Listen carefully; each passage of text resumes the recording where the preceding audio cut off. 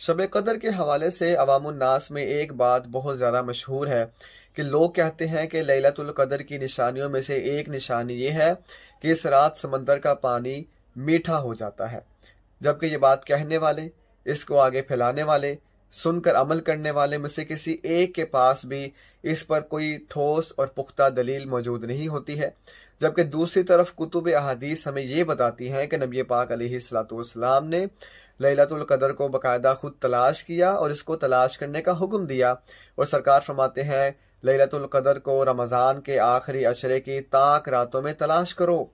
सरकार ने ये नहीं फरमाया कि समंदर का पानी चेक करो, जब मीठा हो जाए तो शब कदर समझ लो, बल्कि सरकार ने ताक रातों में इसको तलाश करने का हुक्म इरशाद फरमाया है।